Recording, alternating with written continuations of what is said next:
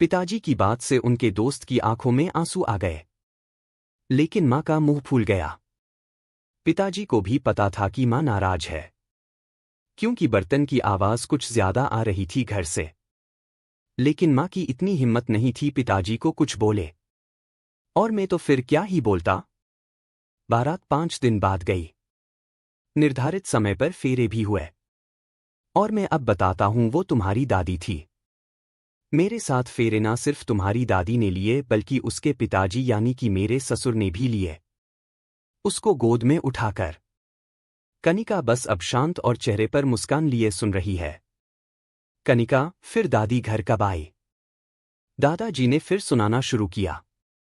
घर कहाँ शादी हुई, लेकिन अभी तक चेहरा भी नहीं देखा मैंने उसका। इतना लंबा घूंघट लेकर बैठी थी। मैंने वेद जी बात की थी, उसके घर वाले उसका इलाज कर रहे।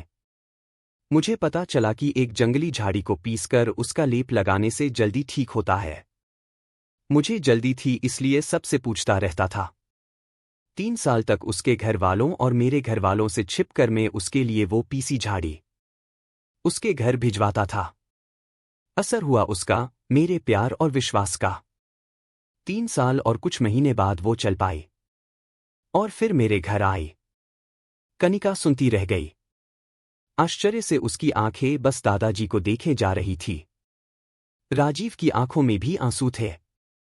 मां को याद कर रहा था। दादाजी, वो दिन है और उसके जाते वक्त तक का दिन है, उसने कभी मेरा साथ नहीं छोड़ा।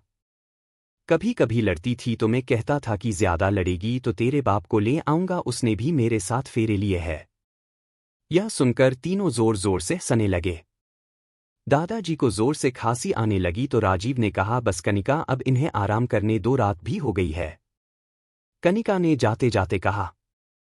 कनिका, वाह दादाजी, क्या बात है, मान गए कि आप गए, आपको कल आगे की कहानी सुनाना। कनिका ने सोचा कि आगे की और कहानियां दादाजी से सुनेगी। अगली सुबह दादाजी नहीं रहे। अचानक ही किसी को बिना बताए, बिना परेशान किए चुपचाप इस दुनिया से चले गए। कनिका आंखों में आंसू लिए बस उनको देखे जा रही थी। जाते जाते भी दादाजी उसे प्यार क्या होता है यह बता गए। आपको यह कहानी कैसी लगी हमें कमेंट कर जरूर बताएं। इसी तरह की अच्छी कहानियां आप यहां पर पढ़ सकते हैं। यहां उपस्थित शिक्षाप्रद कहानियां आपका मनोरंजन करने के साथ दिशा भी देंगी। तो बने रहिए हमारे साथ और हमारे प्रयास को सफल बनाएं। यह कहानी पूरी तरह से काल्पनिक है। इसके पात्र, घटनाएं, स्थान, नाम भी काल्पनिक है। इसका किसी के भी जीवन से मेल खाना महज एक संयोग होगा। कहानी का उद्देश्य केवल मनोरंजन करना है। कृपया इसे उसी तरह से लिया जाए। पाठक अपने विवेक का इस्तेमाल करें।